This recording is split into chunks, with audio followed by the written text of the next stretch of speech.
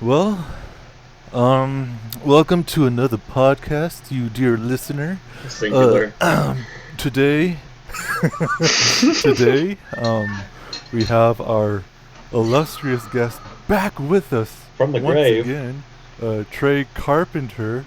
How are you, Trey? Who are you? Doing pretty good. Doing much better. I'm a, what do you call me, illustrious guest that can be seen on a few of these podcasts. Yes, this is true. Yes, seen on this audio medium. I'm a college student in Portland, Oregon, who likes video games and dumb animes and stuff. Awesome. And today we have our hopeful, up-and-coming, always retainer, Josiah. Josiah, introduce yourself. Who are you? What do you do? Well, when you see the B team at a sports complex and they're playing basketball, and then you see that guy on the bench, and he's always there on the bench every single game, but he's consistently in the same spot. That's me. Uh-huh.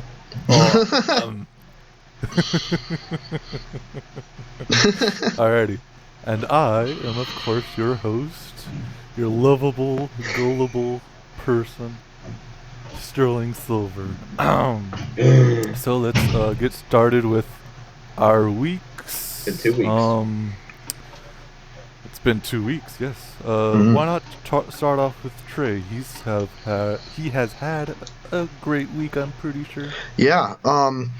I mentioned to you what I did yesterday, so I'll start with that. Dark Souls 3 comes out tomorrow at 9 p.m. for me.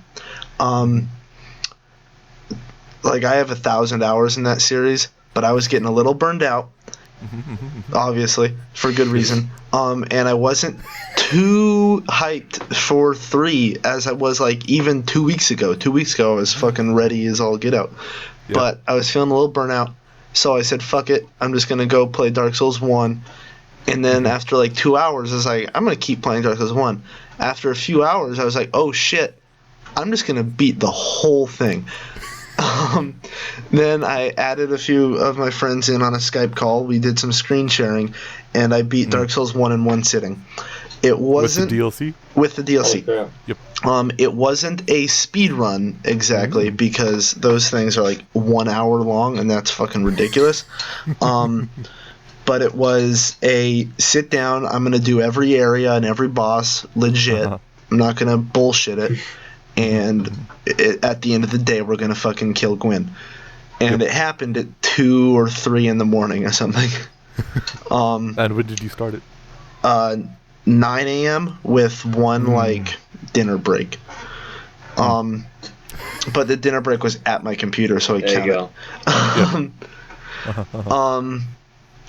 So shit was radical. I really enjoyed it, and now I'm back and ready for Dark Souls 3. Before that, I was playing a lot of Mountain Blade Warband, this really old RPG with some really kick-ass melee combat mechanics. That game's radical. The way it's kind of like Chivalry. I think Chivalry runs it the same, but this game's much older. I haven't played much Chivalry, so I'm not sure. But it's basically you look in the direction that you want to swing from, and then start holding, and then swing your camera with the sword. Yeah. Chivalry's kind of like that.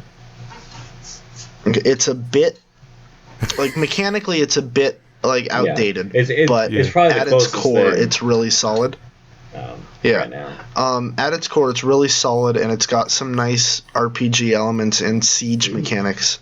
And I played the multiplayer, which is still surprisingly has a strong online base. And it's pretty fun, so I'm liking that. Yep. Since the last time I was on the podcast, I watched all of Daredevil. Season 2's fucking awesome. Punisher's amazing.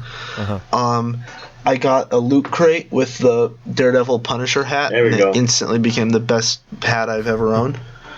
It's a reversible, all red hat on one side with the Daredevil interlock D's, and then if you flip it out, it's all black with the Punisher skull. Awesome. So basically, it's just a Punisher beanie. Yeah, exactly. Who gives a shit about the Daredevil side? I have literally never even set it down on the Daredevil side. I don't give a shit about that. What else? Besides school stuff and like hospital stuff, just playing a lot of Smash and video games. Smash? Yeah, that's how I make money around here. You gamble? Maybe. It's not gambling when you know what you're gonna win. It's called the hustle.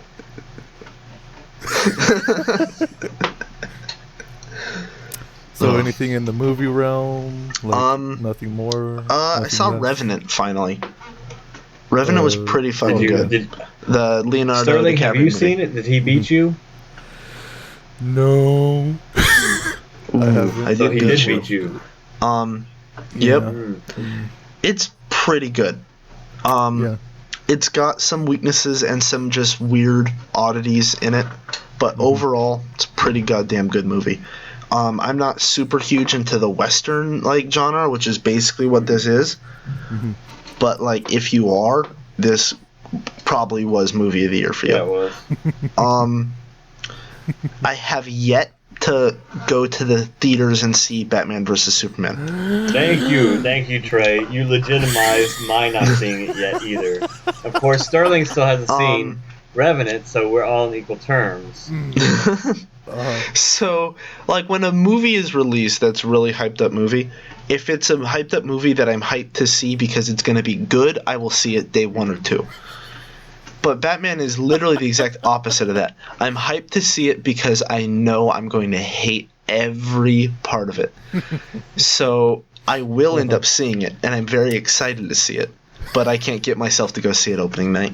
Yeah. I'll end up go seeing it with a friend or two in a few days or so, and laugh, and we can talk about how shitty it is. It's going to be great.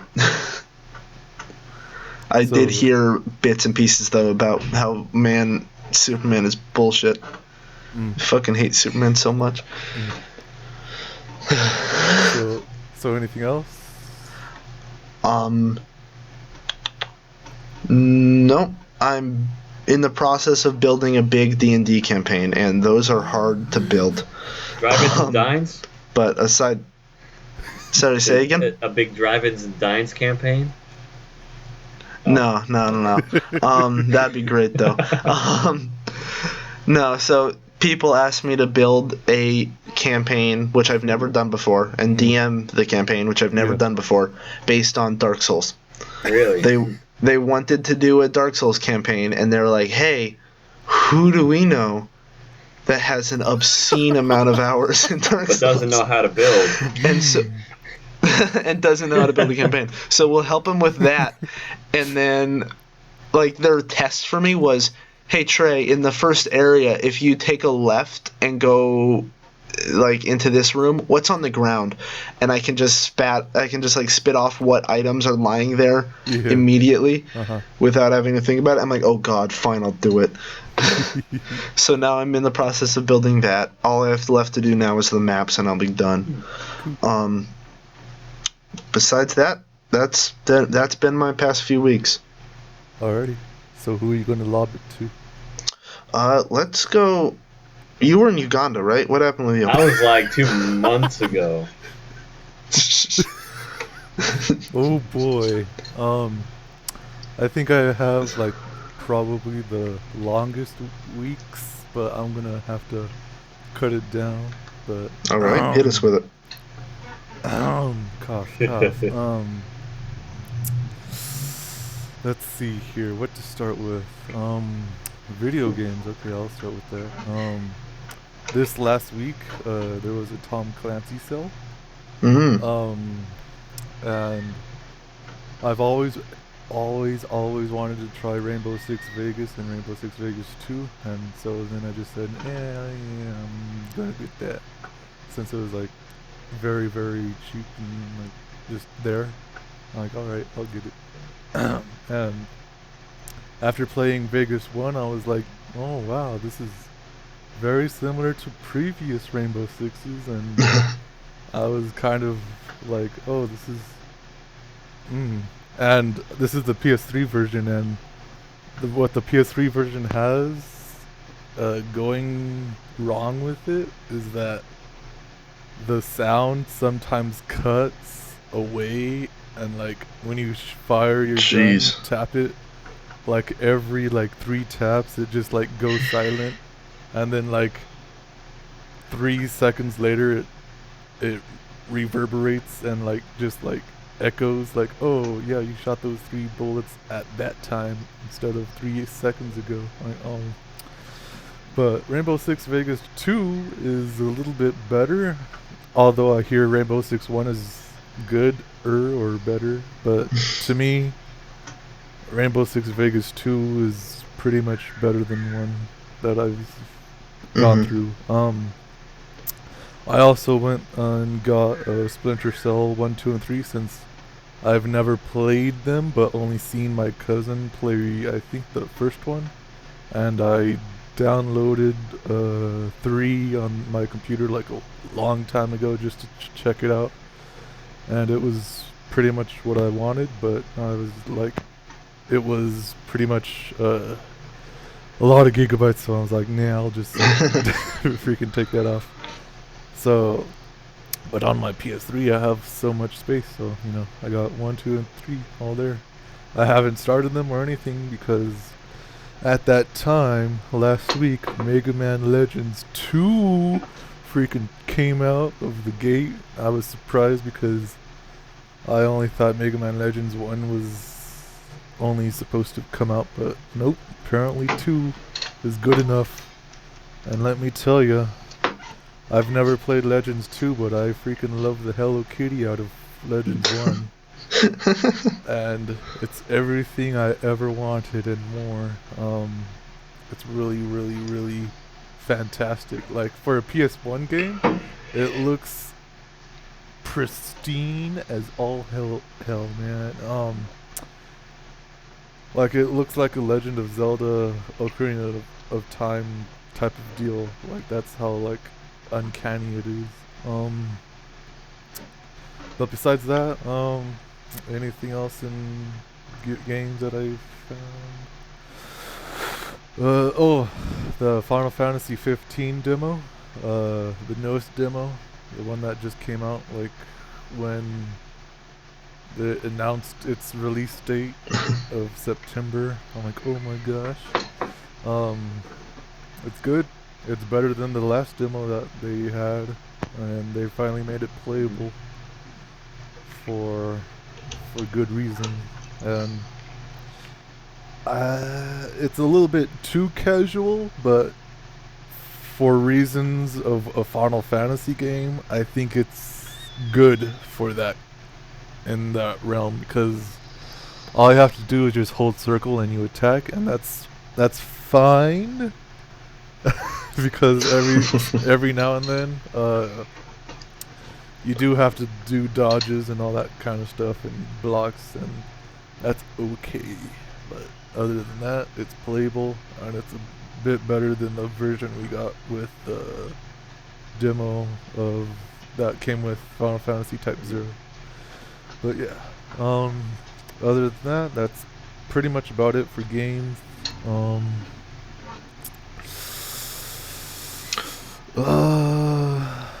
I'll save movies for last.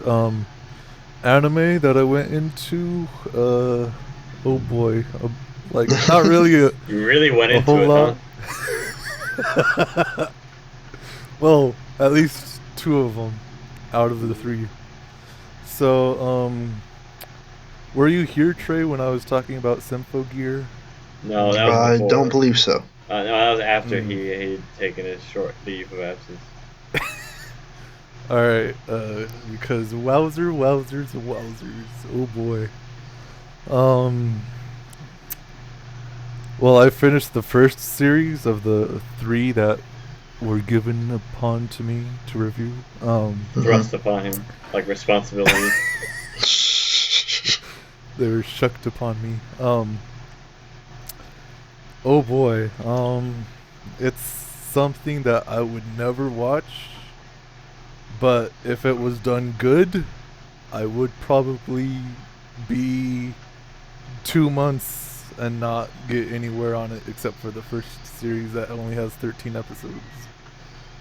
Coming from a marathoner who can do like 93 episodes in like 2 The days. most veteran of marathoners. But oh boy, man, like this is a slog as much as it is a grind. Because oh boy, like pretty much the only thing wrong with it, because it's fine, it's alright, it's like about a 6-ish around there, but the extreme problem is that it has an emotional disconnect with its audience, and that drives me up the wall. And that's not really that great, but it makes sense for the people who recommended it to me, because apparently it's their favorite, and I can see that. I can totally see why it's their favorite. It hurts so much why it's their favorite. Yeah, but I can totally understand. Other than that, I went into I was trying to do something else for April Fools, because April Fools was like about last week. A little bit disappointed with the whole April Fools what we got, but I was pretty No. Hamburger Helpers was amazing. I don't know. Northern Quilted was pretty good. What'd they do? The handcrafted toilet paper. The rustic handcrafted toilet paper. That was just like completely sawed off logs, like thin wood, you know? It was rolled up. I was pretty satiated with what Google and Yahoo had to go through, but like oh man, that Gmail thing. YouTube did. What a did fucking disaster. Too. Like what was YouTube again? Snoop Vision. Oh yeah. They put like 10 videos and like a link to on all the other videos showing that you could access a new VR 360 view showing Snoop Dogg watching the video you're watching and seeing his reactions. Yep. Yeah. It's fantastic. But anyway, I was doing I was trying to do like a little something for April Fool's thing, but I was like, stuff came up, and Symphogear was eating away at my heart, and your life at its finest.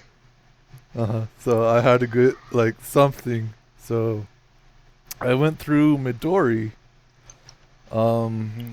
Pretty sure some of you may have heard of this anime film with it's all about Eroguro, which is pretty much grotesque eroticism. Yep. And it's made by one person, and it's like pretty much like art in anime film and in anime form. It's pure art. Like even though like scenes are made to gross you out, it's like made in an artful way that you can appreciate it trying to make you feel gross about yourself. And it feels like it was made in like the 70s, but I was like extremely surprised that it was made in 1992. I was like, wow, okay. Other than that, I thought I went into... Oh, yeah, I did. The only reason why I was able to finish the first season of Symphogear is because I was reinvigorated with another anime that I pretty much kind of cheated on and went into. Oh, is it the one we talked about? Yeah. So His and Her Circumstance. Yeah, His and Her Circumstances. Karikano, I think it is. Made by our Lord and Savior Hideaki Anno. Oof. Papa bless. Who did Evangelion and Nadia and Gunbuster. Yep. It's great. it's fantastico. The only thing that I have a problem with, I'm only 4 episodes in, just because I'm watching it with the gal pound with all that stuff. The only thing that I have a problem with is that it's a bit too fast. Like pretty much everything that it's bringing to the table, Mm-hmm. it could have been a little bit like within 10 episodes. Mm-hmm. And that was kind of like, but the cinematography, the direction, everything else, like, it's spot on. Like, you can tell that this was made right after Evangelion. But other than that, that's about it. So how about you give us a quick synopsis of his and her circumstances? Just a little taste bits to tell the kids at home what it's kind of the genre. You know, because this is like, What are they getting into? it's a romantic comedy. Something that has yet to be seen from Hideaki Anno from here on, because, sort of. he always had, because you know, Gunbuster was his first directorial experience, and then Nadia, and then Evangelion. And then after that, he said he wanted to make something fun and enjoyable, which, yeah, okay, I get you. So he made a romantic comedy, and pretty much, what this is about a girl and a boy who has their own secrets, and like, both of them are pretty much A+ students, and everybody reveres them and all that stuff. But it pretty much deals with them trying to get together, and that's pretty much about it without spoiling the hilarity of it all. But yeah, it's pretty much standard, I would say, in the romantic comedy sense. So basically, it's a precursor to Tonari no Kaibutsu-kun.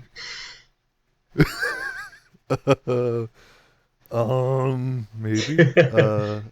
It's around the same lines. The theme is going to be different. I've seen. I looked it up after you told me about it. What, like 2-3 days ago?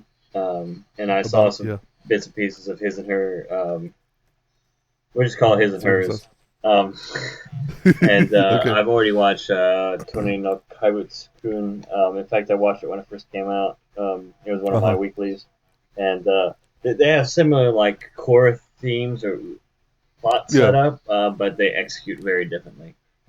But I just thought it'd be, because a lot of people have seen that one more recently, especially because I'd never heard of his or her, before until you let me know. Of course, I never heard of Nadia before, and that was a sinful.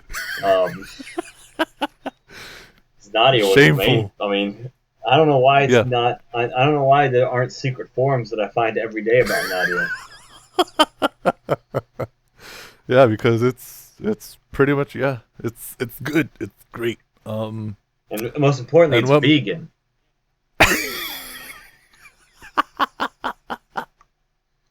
Yes. Oh my gosh. All right, we'll stop alienating Trey for a bit.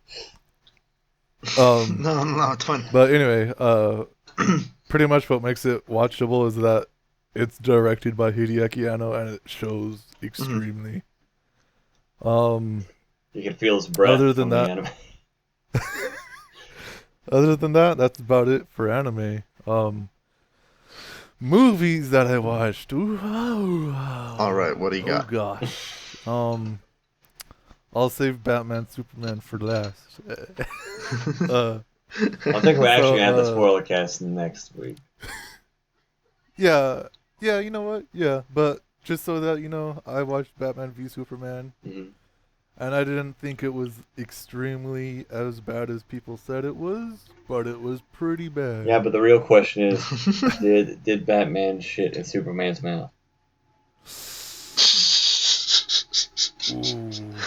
I didn't want to spoil it, but Tune in next time for more on this important story.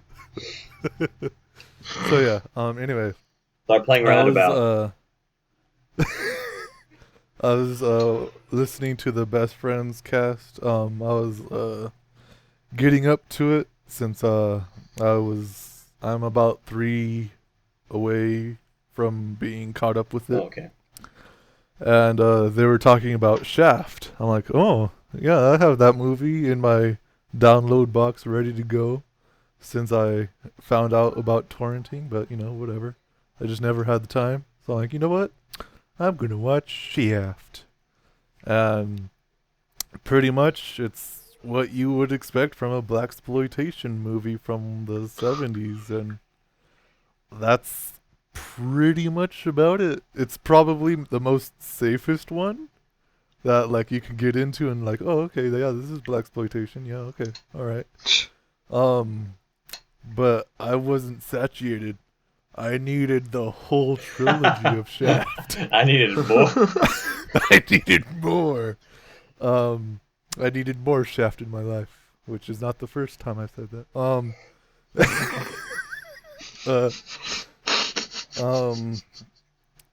Of course, you're talking And about I the, also the got production studio, right? mm, mm, mm. uh, and I also got the 2000 version of it, Shaft. Oh. And yeah, I heard that one's not as great, but I'm like, you know what, whatevs. So the only one I watched so far is the first Shaft, and I thought that was pretty much fine, but I needed more. And the next 2 movies, which in a trilogy of blaxploitation movies, this has to be one of the most fine examples of, yep, this is pretty much what it's expected. Because it's Shaft, and then I'm pretty sure the second one is Shaft Back in Action. And I'm pretty sure, 100% sure that the third one is Shaft Goes to Africa. I'm like, yep. Alrighty. It's just like the Ernest series. Ernest goes to jail, Ernest goes to camp, Ernest goes to Africa. Mind blown. Oh, man. Mm. I remember watching those as a kid. Mm-hmm. Oh boy. And since I was still in that blaxploitation Mood. vibe, I decided to just go into what would most likely be Spike Lee's magnum opus, which is Do the Right Thing, a Spike Lee joint. The first time I watched it, because I watched it 2 times, one by myself, one with the gal pal, I didn't really like the whole thing about it. In a way, from I got the message, I just didn't like the message in the way of it kind of contradicted its own self. But upon watching it a second time and having a little bit more voice on and opinions and all that stuff about what it might mean, I'm kind of alright with it. Like, I might watch another one by him just to get like, is he really that great? Because this one hasn't really won me over all that much, but what I've seen so far from him, it's, I don't know, it's up in the air for right now. But yeah, Do the Right Thing.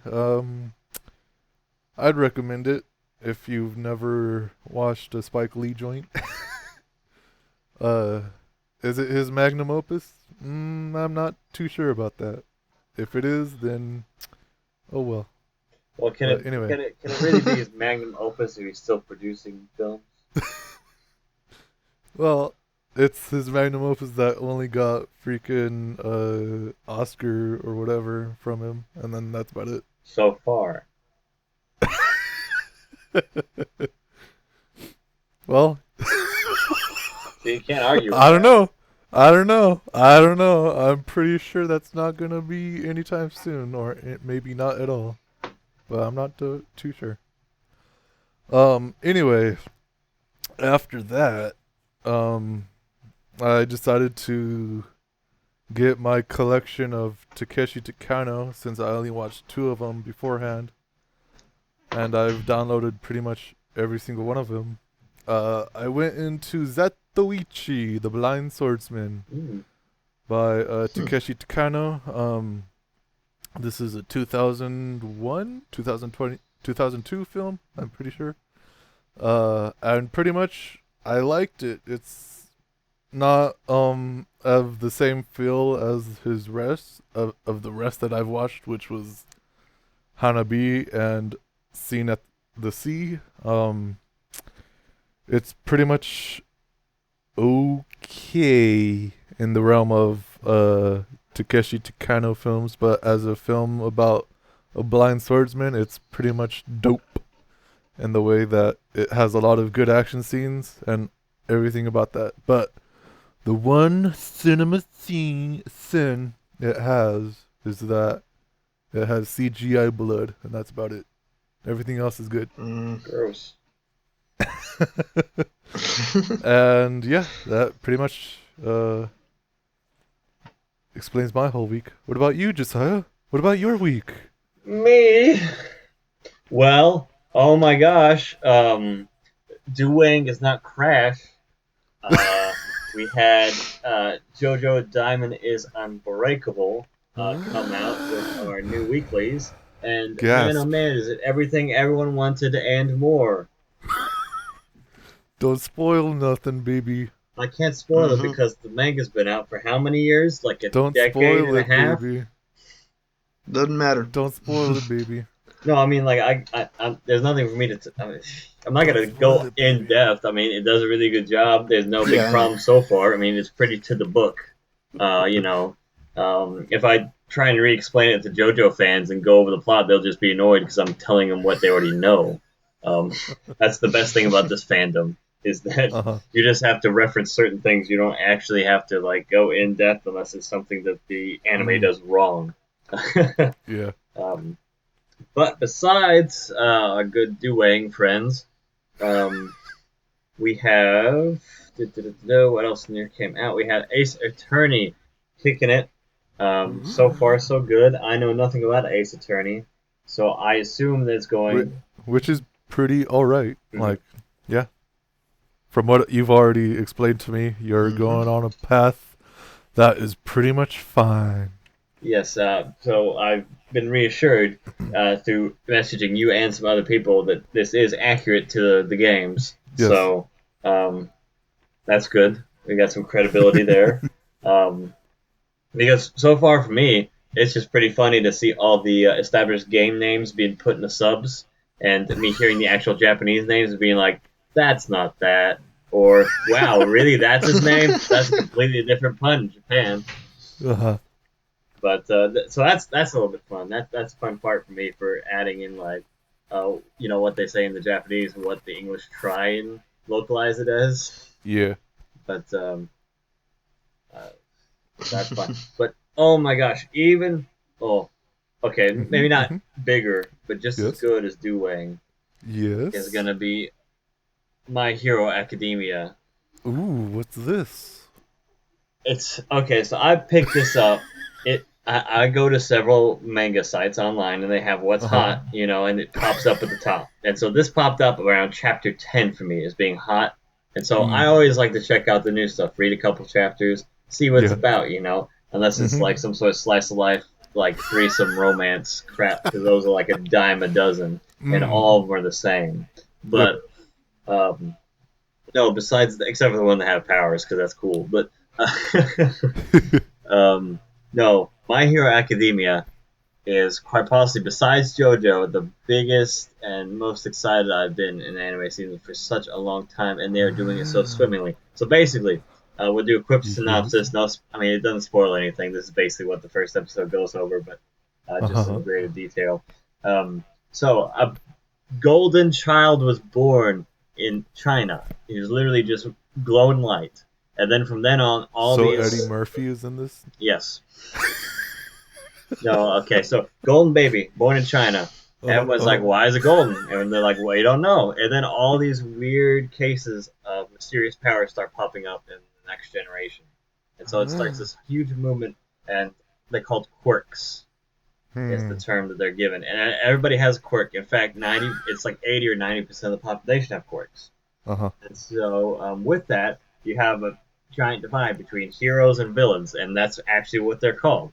And so you have villains, or just basically people who break the law, and then you have heroes, and then you also have hero societies and unions, and everything's been dealt with because it's been about a decade or two ever since they started, the whole hero business up. So it's been around for a while. They have several schools, and they have a specialized school, and they have the top school as well. And that's what this is about. Is about our young friends. Deku is what his friends call him after the Legend of Zelda. Yep. Which is a great homage. And he has both parents have quirks, and see, traditionally is what if your parents have quirks, you either inherit one and it gets stronger, or you inherit both of them combined in some form. And so his mother can move objects; she has a little bit of telekinesis, and his father can breathe fire, but you never see his father. And so, but the thing is that he is born without a quirk, and he wants to be a superhero so badly. And the thing is that these quirks don't manifest until you're about 6 to 8 years old. And so, he's a little kid. He's like, oh man, I can't wait to see what my quirk is, and he sees the top hero. Okay. And can I just say that I love All Might's first, the name All Might is the perfect name for the number one hero. Okay.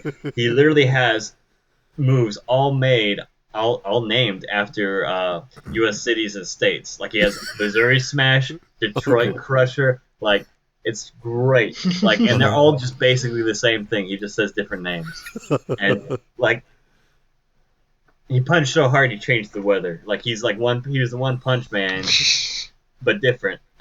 He has. I don't want to reel too much about him because there's death there.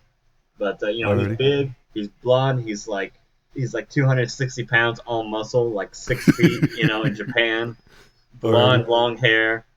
And, and he wears the most American-looking costume that it would put Captain America to shame. Okay? And so this guy's the number one here. And so Deku, he grows up watching him, and, like, watching his debut. It's on YouTube.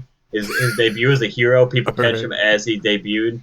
And, he just comes out carrying like 20 people on his back laughing, saying there's nothing to fear, that he's here, that you're all going to get saved.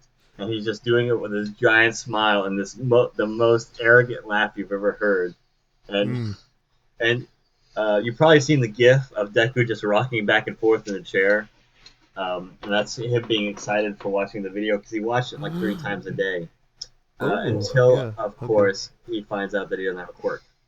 And so that's what the whole story begins, is that he's going into high school, and he actually passed the entrance exams, and he's about to start high school at the most pristine, Ivy League superhero school. And so he's desperately trying to be a hero the best he can. And it just goes from there, and soon enough we're going to have all the characters come in. But so far, it's been marvelously done. The intro is done by Porno Graffiti, which, if you don't know, they did the opening for GTO. I believe they did one for Bleach as well, and then the original Full Metal Alchemist as well, Melissa. And so, yes, they are very good at doing... For the little work that they've done with anime intros, they've always done well, and this one is perfect for this show. So I was very happy about that. But this is a story that could be very easily messed up if transitioned into an anime. Like I've seen it happen with so many other great ideas. Like one example. Oh, Toriko. Alrighty. They did little liberties here and there at Toriko, and then they just completely derailed the entire thing 100 episodes in. Wow. Yeah. But you saw the little things in the beginning, and you're like, oh no, that's fine. It doesn't have to match exactly. Or, oh, okay, they took a little liberty here. No. So far so good. It's because Toriko had a strong story, still going. It still could have been making them money as an anime. I don't know why they ended it so crappily and abruptly. Must have been something with the studio. There must have been some sort of politics behind it. I didn't really look into it that much, so I'm not gonna act like I did. Yep. But moving on. We also have Ushio de Tora, the second season. Things are getting pretty serious this time. For those who don't know, Ushio de Tora, guy, son of a priest, 14 years old, just started high school. His father goes out on a trip. He goes on pilgrimages all the time to different temples, and so he's gone sometimes throughout the year. And he hears something down in the base. Oh, he tells Ushio never to go down in the basement. Ushio does it because he's an idiot. And there's a demon, a live demon down there, stabs the wall with a spear. And when he does, he unleashes this aura from the demon that's been sealed underneath that secret hatch in their basement. And so demons start gathering because they can smell the other demon. And so he has to pull the spear out of him to save his friends who are also over his house at the time. And so it begins a whole faded, I've got to save the world with a spear type thing. And so it's a manga from like 1982. In fact, it won several awards at that time, like best story. It had a really good art style for the time, and they translated it really well, updating the art style for this new series. Because they did have an old series and it was really crappy. So that's going strong, season 2. And then we also have Concrete Revolution coming back for a second season. The first season was in the fall. Basically, it is I am a renegade detective that helps superhumans in this new society where we have aliens that just pop up out of nowhere and no one questions them. And we have giant kaiju beasts that no one keeps track of, but we don't lie. And they used to have they had a giant kaiju war where like countries would saddle them up and like it's crazy. It gets really political. That's awesome. It gets really political. Like half the show is just politics of like how would this work in modern society, with like legislature and things like that. Yeah. There's protests and like it's really for the cutesy art style. It's very like adult and mature themed. Yeah. That's why I like it so much. But also because it has that thing that it has a lot of flashbacks and a lot of like it has a very interesting way of showing what you need to see when. Yeah. In fact, most of the show happens at 2 different times. And so that's very interesting. And it's very easy to keep up, thankfully. Well, except for like 1 or 2 episodes, it was really hard to distinguish because one of the characters is a ghost, and his appearance doesn't change, and all the other characters' appearances changes depending on like what time we're talking about. Yeah. And so, but that story was mostly about him, and so it was really hard to see when it was cut back and forth. But because they don't always transition, have like a transition at the bottom of the screen. You're just supposed to know. But so that's going strong. Let's see what else. The only thing that was a huge letdown was Terraformers 2. Oh yeah. Revenge. And oh my gosh, it's like they got the people who used to be doing Dragon Ball Super, who thankfully animation is now up to par. But it's whoever did that first like 10 episodes of Dragon Ball Super is now working on this one because it's just like the fighting is the most like action figures fighting other action figures like I've ever seen in an anime.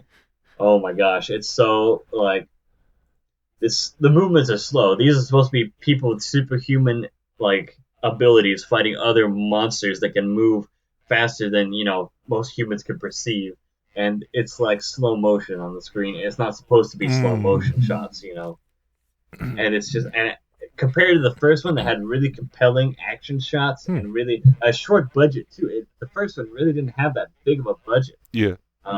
Compared to some other series, it was kind of like the One Punch at the time. Yeah. When it was released, and so it had a very modest budget, but it made up for it with a lot of really well executed camera angles and scenes. Yeah. But this one, it's like for some reason they're not following like the what was it, like the 2/3, the 1/3 camera rule or whatever. Yeah.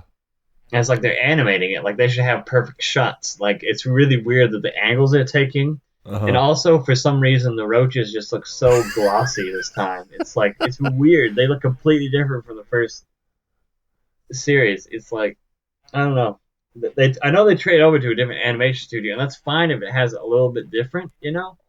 But the first one did so well at encompassing the art style from the original manga that it just, it kind of makes you sick when you see this flashy, like everyone's neon and like completely different direction as far as art style goes.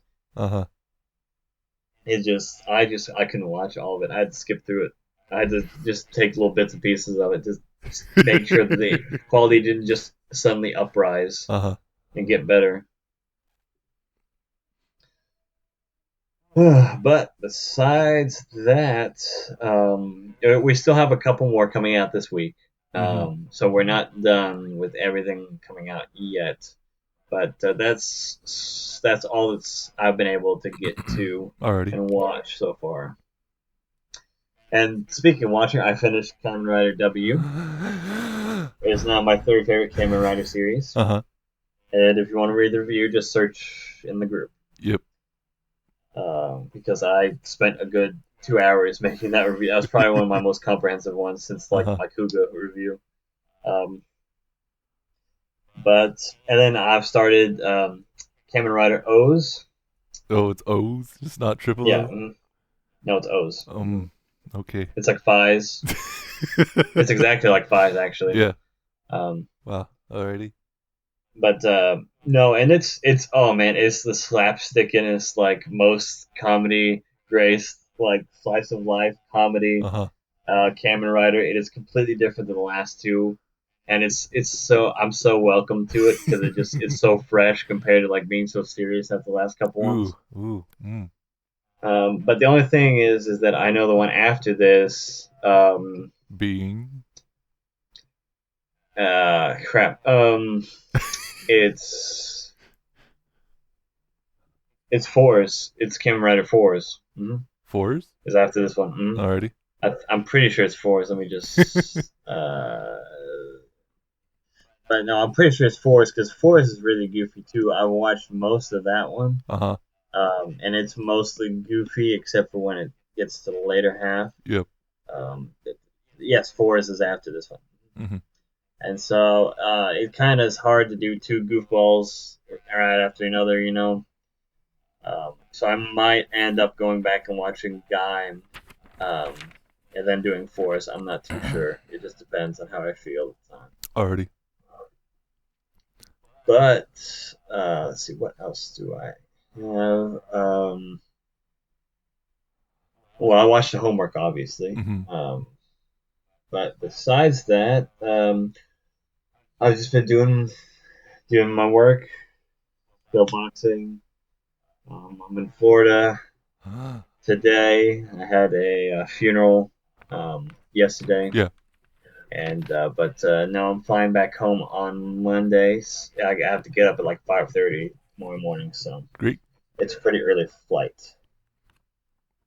But that's about it for my week. I didn't really see any movies per se. I tried to go out. I actually did try and go out to see Superman versus Batman,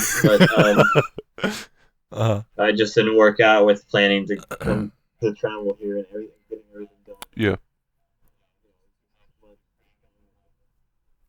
And I need to sleep, so because I still had to work some of those days. You can watch Batman versus Superman and sleep at the same time. So that's what I've heard, but I didn't want to pay $10 to sleep in a movie theater. Alrighty. But yeah, that's about it for me. Oh, and I had some delicious fish tacos today. Alrighty. So, let's get on with our homework. Trey, have you seen the homework? If you're here. Hey, my internet's about to shut off at the college, so I gotta head out. I'll talk to y'all later, alright? Bye. Well, goodbye, Trey. I guess so. Goodbye. So anyway, I'm pretty sure you watched. He's a nice guy. Yeah. I'm pretty sure you watched Baoh or Baoh. Bow! Yeah. Baoh. 1989. Mhm. Can you tell me what the synopsis of this one is? Well, before that, most of you should know that this was created by the JoJo's Bizarre Adventure guy, which is Harada, I'm pretty sure. Yeah? Yes? That's his name, right? I'm doing a background check. Oh, gas. No, it's Iraqi. Yeah, we're talking Iraqi, about. yeah. Yeah. I I don't was know. like, it starts with an A. I just can't. It's on the tip of my tongue. There's so many names because everything's coming out. Ugh. The new season start is always like, what is this? Who is this? Why? So yeah, he created Bao, the manga, but Wasn't that before JoJo's? Then? yeah, it was before JoJo. And it doesn't actually like show all that much, but his art style definitely, yeah. His art style and his directing. That very first scene, let me tell you. Yeah. Let's see here. The director of this, which is the actual animation of Bao, 1989. The director. Oh, you're asking me? Yes. Oh gosh, okay, just give me 1 second. This wasn't in the cheat sheet. Gasp. It just takes 10 seconds. Well, anyway, the director of this also directed Gundam Zeta and Gundam ZZ, along with the person who created Gundam. Oh, it's Yokoyama Hiroyuki. Yeah. And pretty much like finding this out, I'm all like, wow, okay, I can get into this. And it pretty much like, yeah, this is like almost the same art style in a way. Even though it's derivative of supposed to be Bao's manga art style, when it's not, kind of. But anyway. That's what happened. But yeah, it's mostly derivative of Zeta Gundam and ZZ Gundam art style, and I was like, oh wow, this is pretty much right up my alley. Yeah. And other than that, the person who created oh my gosh, Cheese Louise. Welcome to Forget Cast. Yeah, the Forgetful Cast. The person who created the Shaman King manga, he cited that this was one of his favorite series. Takei Hiroyuki. Yeah, along with JoJo's Bizarre Adventure, and which pretty much shows in Shaman King. Yes. Other than that, that's pretty much only the most noteworthy things about this little gym, this tiny little gym. So the synopsis, is pretty much kind of like The Thing mixed with I'm gonna say JoJo's Bizarre Adventure almost. And Guyver. Yeah, it's Guyver. That's basically JoJo's meets Guy. It's almost Guyver meets JoJo's Bizarre Adventure. But it's not extremely towards the point of being JoJo. It's more towards being Guyver than anything else. The feeling's more like Guy. Yeah. Yeah. And if you haven't seen Guyver yet, I really recommend it. It's right up your alley. But yeah, the synopsis is basically Baoh is a parasite, and that parasite gets into a host, and whenever that host I guess gets hurt or experiences the protective properties of trying Fight or flight. to It's the fight or flight response whenever that happens. and whenever that happens, that parasite basically makes that host into a weapon. And basically, these scientists that found this Baoh phenomenon creature tries to weaponize it in its own right. And along that way, our young teenager, Ikuro, Hashizawa. Come on, Hashizawa. Pretty much, is he's the first human host, but he gets, I guess, broken out. He gets railed there at the beginning. By Sumiri? Man, these names. Let's see. Sumire. Sumire. A 9-year-old girl, who apparently. That line in the beginning. That line when they first meet each other, and she's like, "Oh, we're almost the same age. I'm like 10 years younger than you." Oh my gosh. It's like, "Oh, you're only 17? What a coincidence! I'm 9 years old." We're almost identical in nature. We have so much in common. And she possesses psychic abilities. Whoa. That really aren't really in the full explanation. Experienced within this film. Yeah, she has a lot of ketchup hallucinations too. And yeah, basically,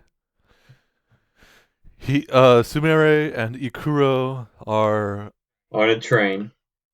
Well, start out on a train. After that, they're pretty much running away from the organization that pretty much turned him into a Baoh organism, and all the while just sending, I guess, assassins after him and failing. More like hitmen, just like hitmen, not really assassins. It's assassins. Because in the first guy, he's an assassin.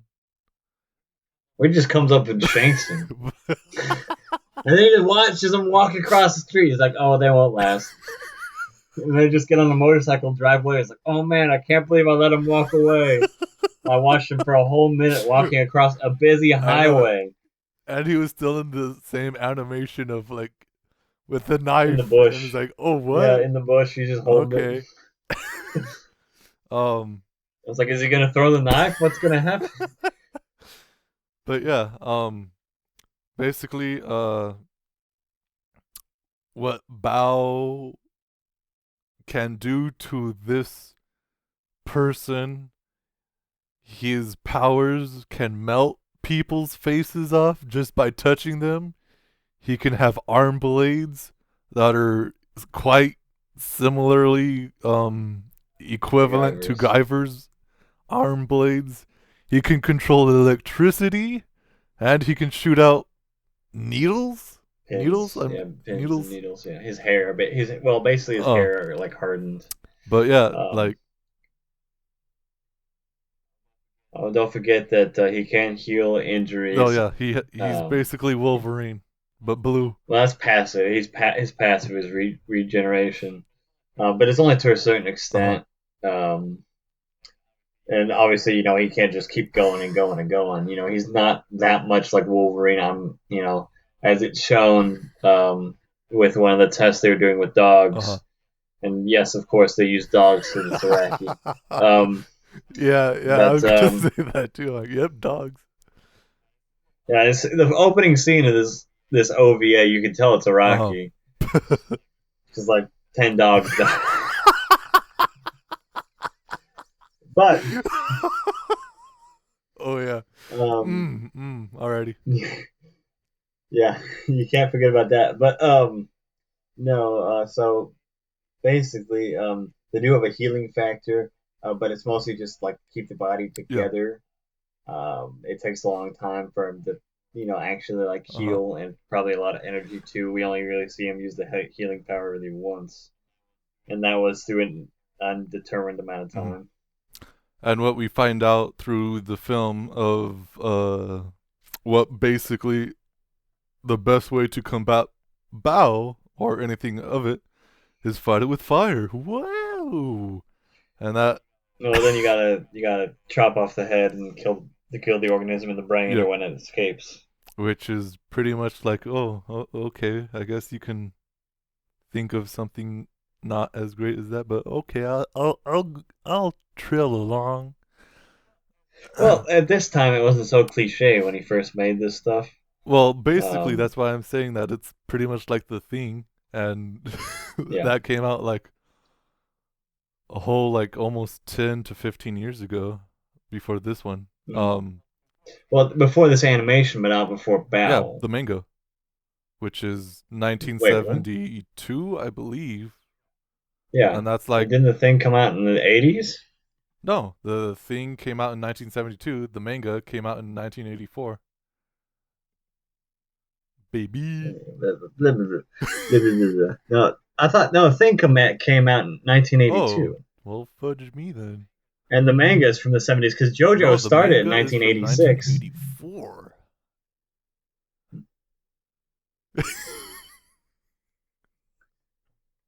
Just 1 second.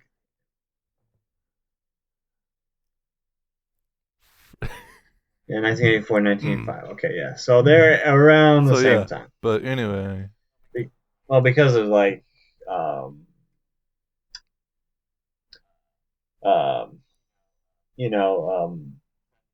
sending the film forward, and he probably just started to get a glimpse of it when he was writing Baoh, because things were a lot different. Without the internet and all. And it actually, The Thing from 1982 wasn't really that much of a hit when it first came out. It became more of a cult classic, so I don't know when they got it overseas, or even if they did, or I'm sure they did eventually on DVD. They get everything, especially in Japan. In 1982, they had DVDs. Well, no, I mean like when, because they re-released a lot of stuff like that overseas especially, especially if it's they know they can sell DVDs of it.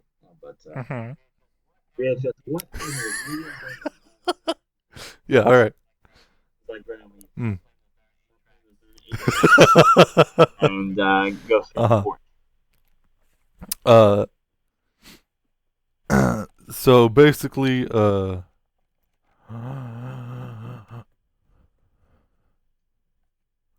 pull in with your laptop there. What? Yeah, I just had to plug it in. But yeah, it was I forgot to plug it in.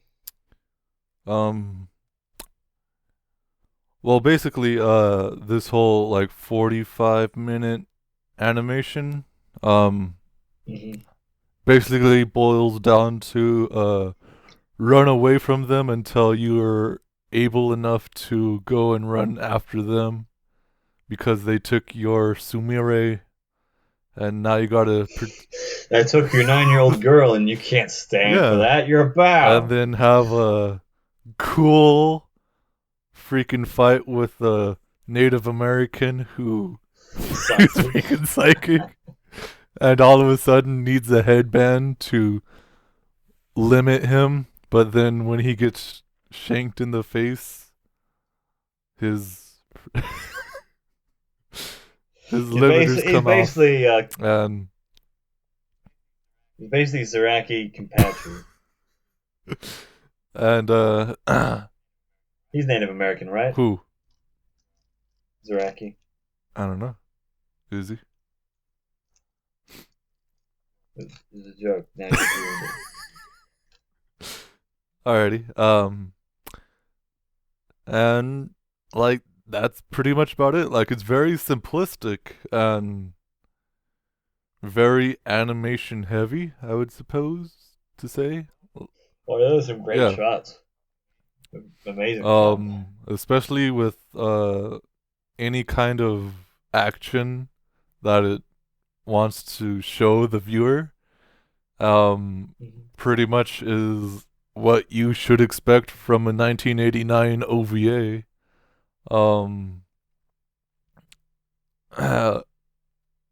Which pretty much defines everything that comes after it, being the 90s and being what it is. But in like, what would you rate this if you had a? If I had, to. Really had If you had to.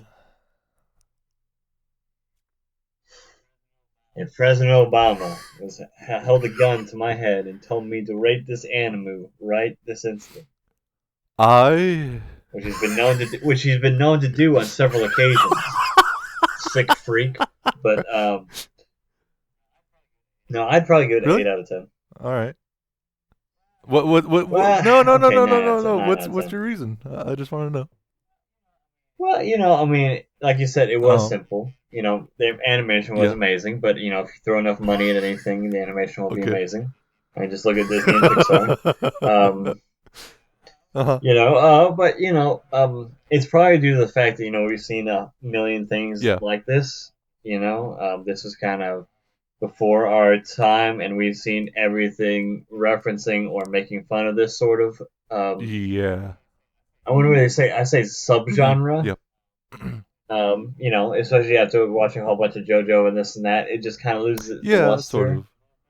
A little bit. And that's just from my point of view. I mean, it's solid, great work. I would watch it again if you asked me if I wanted to watch it. I watched it again. Technically, it's really good. They probably could have used a little bit better music. Probably the soundtrack is the only thing. It was kind of mediocre at best. I'm not saying that something like this needs a better soundtrack, but a great soundtrack is what leads you up to an 8 to a 9. So at least in my book, that's usually one of the last deciding factors. If you're good enough to get up there in the higher numbers, you better have good music. And so, but that's about my reasoning behind it. Usually I like to give an 8, something I'd like to, watch again, or, a 9 if it's something extremely recommendable. But another thing is that this is kind of a niche product, and so I wouldn't just go out and recommend it to everyone I knew, and that's also why it kind of gets that 8.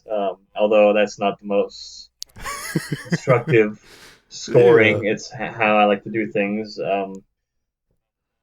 But no, that's about my reasoning. Well, for me, I would recommend this as like about a 7. Like it feels because the good thing about it is that it's simplistic and you can watch it and you can get everything that you need to get out of it, and it does its job in that realm. Although it's not to the point of it's very believable in the way that, oh yeah, that person would do this in this situation and that person would do this in this situation. It's not really like, oh, okay, yeah, all right. It's kind of like a bit hokey in the way of like the best you're talking about the gas station, examples are thrown throughout, but yeah, like the gas station, the dogs, let me show you this weapon we have right here and let me destroy it right here and then. I'm like, oh, okay. And then like all these months of research that we just shot because we needed to impress you. Like stuff like that. And all that stuff is very forgivable. Like, of course, like if you're going into this expecting like 10 on 10, then yeah, of course you're gonna be like disappointed. But no, if you're going into this saying like, hey, it's a 7 and it's pretty fair and it's really I guess easy to get into and like all that stuff. It's a fair complaint that you can have, but it's very forgivable. Other than that, it's pretty much, I guess, the runtime kind of it could have been a little bit longer, but Yeah. I think for what it did, I think it was fair, but I think a lot of things were kind of cut a bit short, like that those fights that because basically Bao is pretty much the epitome of almost of Mary Sue, but not really.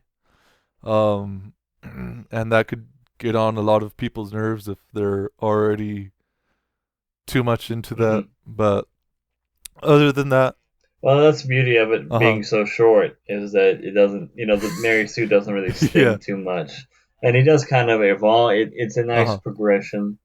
Um, but no, I uh-huh. see where you're going there. I mean, the longest fight he has is with the android. The android. Yeah. Oh yeah, oh my gosh, yeah. How did you forget about one of the major Cause he characters? was a cyborg. Yeah, alrighty. Mhm. That's a difference. Yeah, Um, sort of. okay.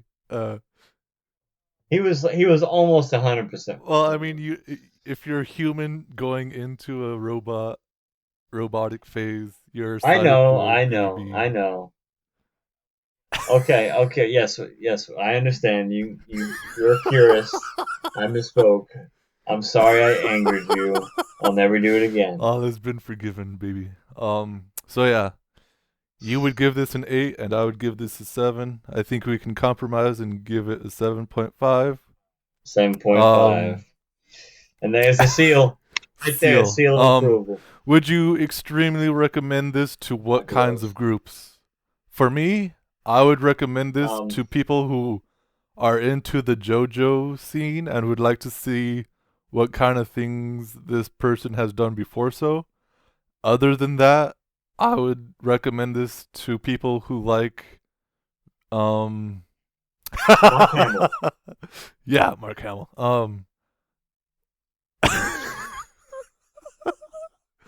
I recommend this to people who like 80s anime, and that's about it. Like if you like 90s anime, I'm It pretty screams sure that you 80s. might get like a little bit um I guess satisfaction from this, but not as much as it if it would have been a 90s animation or something like that. But other than that, like Mhm. if you're into JoJo and you like to actually know a little bit more about what's up with the creator, I'd highly recommend it. And if you're also into 80s animation, and if you just want to know where that blue guy is from the JoJo's um, All Star Battle, well, there you go. There's an animation right there. And there's only 2 volumes of mangas out there. So, you got that. You know what really would have made this OVA for me? If the ending theme would have been on Blue, which didn't come out for 4 years after this came out.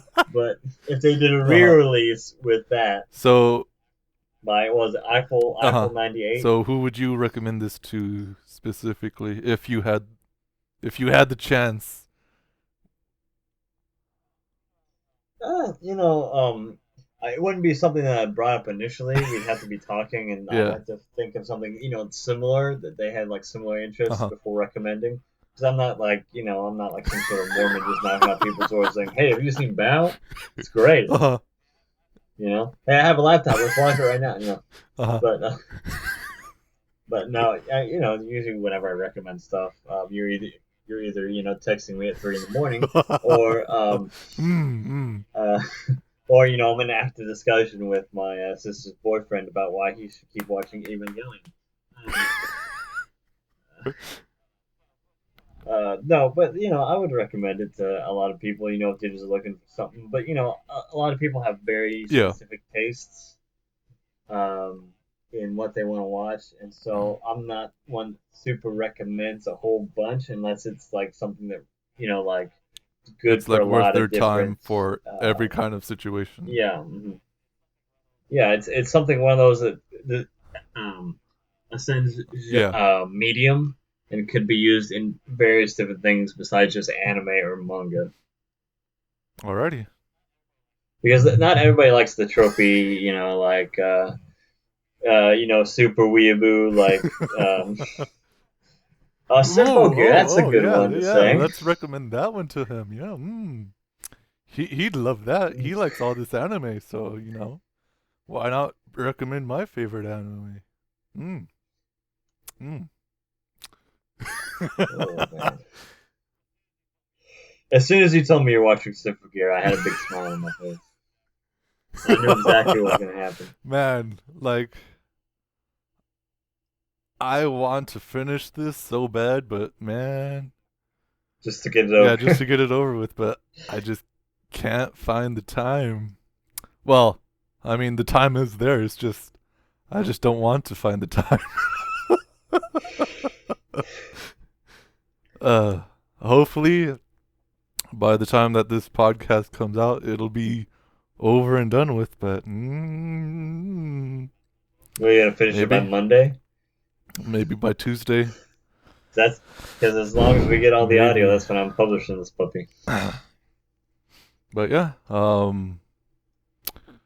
that's Baoh 1989. Yeah. Besides That's that, true. what are you looking forward to, Josiah, this week? Well, and by they I mean a small independent movie theater, are showing a couple screenings of Big Trouble in Big Mm-hmm. Trouble in Little China, down at their little theater, and I'm hoping to catch some tickets for that. I hope it's not sold out already. But it'd be nice to see that on the big screen with a whole bunch of other goofballs. Um, it's the same place where I went to go see An American What's up? Werewolf in London a month ago, or 2 months ago, that we talked Hello. about on the podcast. But let's Oh see, yeah. and it's also the closest movie theater to my house, which is Okay, what's nice. up? But I'm also can't wait for more. Doing is not Crash. JoJo's going strong, man. I'm looking forward to it every Alrighty. day, a little bit more. Same with My Mm-hmm. Hero Academia. Can't get enough of that, man. I've been watching the episodes over and over again. Just so good. And the best thing about that one, let me just go on a Alrighty. tiny little tangent here, is that the voice acting is Mm. the best. Like, it's exactly what I imagined when I was reading it. As far as tones and like accents and everything Is like this that, the they did a first really good time that job. you've kind of heard of voice acting being this good, or Well, no, it's the thing is, like, usually like voice acting is about either no, but like in the um way of like it either wows you in the like, oh wow, this voice acting is no, actually pretty no. great. Let me explain the Yeah. situation better. Because it's sort of like that, but not exactly. Because you know how a lot of times you just pick something up, you haven't had anything before it. You get used to the voices and you assign those to the character, but it's different. Like if you read a book or Yeah. a manga, and you sort of have an idea, you Yeah. imagine something. And it's more that the voices on this are so far 100% on point, as well as like other things that I've read, and then an anime's come out, later on, and then some of them don't really match up. I'm like, Yeah. I don't really like that one. It doesn't really sync up with the character that I Uh-huh. think. It's really just more of like personal Mm-hmm. problems with it. But as far as let's see, what I'm really trying to say is that it's all going to be decided here in episode 3, because that's when you get introduced to the extended cast, and we'll see if everyone matches up. But so far, the main character, his rival, and All Might all have perfectly, like, exactly what I would expect them to see from knowing where the story goes. Everything. Just a hopeful profile. So far, it's on point, and I hope it stays that way. Because every once in a while, you get like a bad character voice or. But usually that's just on things, like I said, you have previous exposure to. It's not that the voice acting was, just so much better or so much clearer or just so much more, like better structurally or from the basics up, I guess, or better from an acting standpoint, as much as it's a better choice for these characters. But besides the new anime, I'm looking forward to Batman v Superman, man.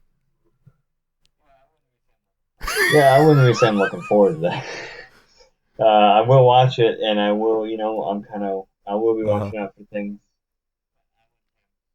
But I wouldn't say I'm super looking forward to that. Not by any means of the word, but let's see what else. There's not much else coming out this next week. I don't think there's any movie previews coming out. But that's just about it for me. Well, more O's. Kamen Rider O's. It's pretty funny so far. So. Is it the funniest one so far? Maybe the funniest starting one, since the guy falls asleep and the building he's guarding burns down, and he comes up because he's living there. He gets out of his uniform clothes and is changing, and then the door, because he's in a little office that doesn't get burned down, and then the wall falls down. There's like firefighters and policemen and detectives, and he's just standing there in his underpants. Alrighty. Great. So is that all you're looking forward to? Alrighty. What I'm looking forward to is hopefully finishing this Symphogear here. I'm looking forward to finishing it so that I can start the sweet release. Start the next poll that I've had up for like about 3 weeks. To get into Trinity Blood, another vampire.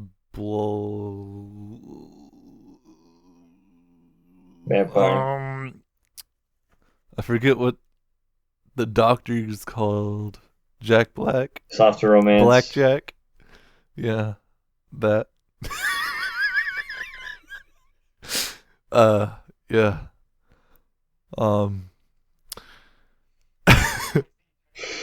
I've already seen Trinity Blood. I know what it's about. Other than that, hopefully I can get finished with Symphogear. Oh my gosh. Yeah, Trinity Blood isn't that long. Yeah, I might do my cheat one with the his and her circumstances, because I can do that. Yeah. Like, pew. You can probably do both those at the same time. Other than that, Dark Souls 3 comes out tomorrow, this Monday. I might get it, I might not. I might wait for it. I might just wait for a sale, because I just finished Demon Souls and Bloodborne, and I wasn't too extremely keen on them. But other than that, I'm looking forward to Neo, though. Whoa. Like, I wasn't really looking forward to that because the first time I seen it, I just saw like the presentation without any HUD, and it looked exactly like a Ninja Gaiden game by the same creators of the Ninja Gaiden games, and I was like, oh my gosh. But then I saw that the HUD was exactly trying to be a Dark Souls clone. I was like,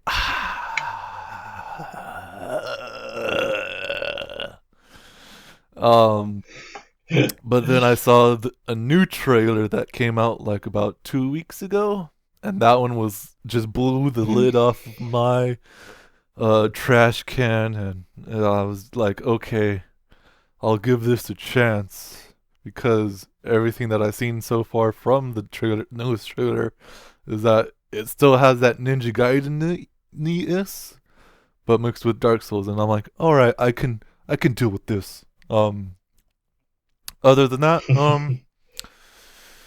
I'm hoping to finish up all my other games that I have, trying to get into the Tom Clancy stuff that I got, just to taste it. If that turns out to be a waste, then yeah, it was only about $8. Yeah. I'll give it to charity or something. But yeah, hopefully I can get into another Takeshi Kitano film. Hopefully I can go through all of the Shaft movies because I'm really digging it, yo. And also because I saw Do the Right Thing, Shaft is totally in that movie, and it was funny to see him in it. Because it's basically he didn't change, like he didn't change at all. Like other than that, I think that's about it. So yeah, what do we always say? Don't get eliminated. Eliminated.